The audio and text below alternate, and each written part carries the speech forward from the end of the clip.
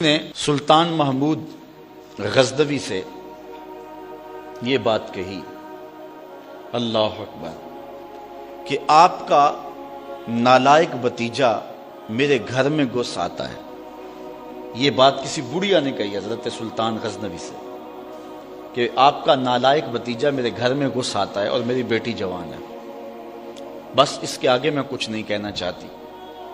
تو حضرت نے فرمایا کہ جب وہ بدبخت دوبارہ تمہارے گھر میں آئے تو مجھے فوری اطلاع کر دینا، اور اپنا خصوصی کوئی کوڈ ورڈ دیا کہ جب اس کے ساتھ تو آئے گی تجھے کوئی میرے تک پہنچنے میں رکاوٹ نہیں بنے گا، تو پھر میں انصاف کے تقاضے پورے کروں گا۔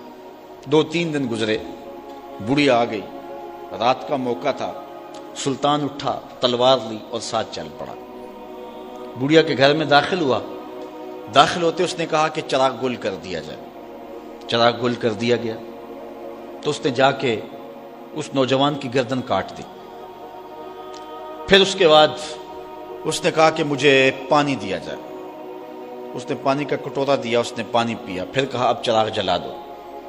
جب چراغ جلایا گیا تو اس نے لاش کو دیکھا اور کہا الحمدللہ۔ بڑھیا نے کہا کہ مجھے بتائیں کہ آپ نے یہ 3 کام بڑے عجیب کیے ہیں، جب آئے ہیں تو چراغ بند کروایا ہے، پھر پانی مانگا ہے، اور پھر الحمدللہ کہا ہے۔ تو بادشاہ نے ٹالا، کہا کہ اس راز کو راز رہنے دیا جائے، لیکن بڑھیا ضد کر گئی۔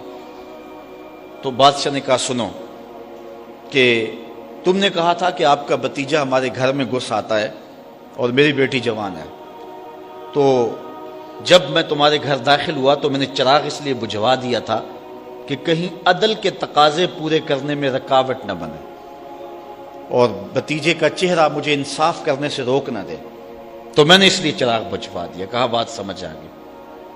تو کہا آپ نے جب چراغ بعد میں روشن کروایا تو الحمدللہ کیوں کہا؟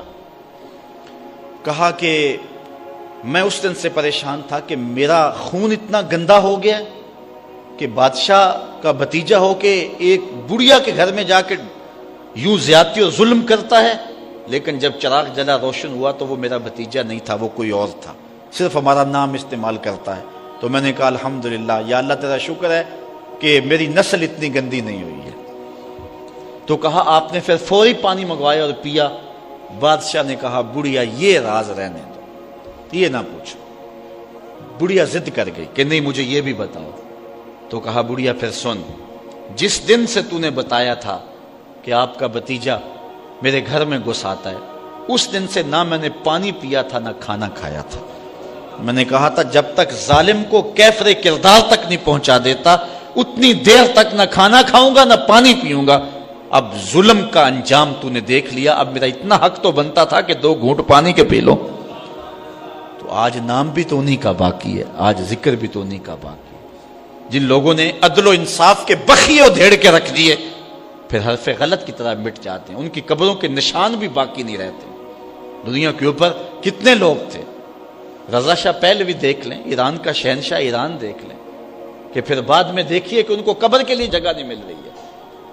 تو جنہوں نے عدل کیا، جنہوں نے انصاف کیا، تو زمانے کے اوپر نام انہی کا رہتا ہے، اور کسی ملک میں کسی جگہ پہ عدل و انصاف سے ہی ملک اور وطن قائم رہتے ہیں۔ الملک یدوم بالکفر ولا یدوم بالظلم، ملک کفر سے تو قائم رہ سکتے ہیں لیکن ظلم سے قائم نہیں رہتے۔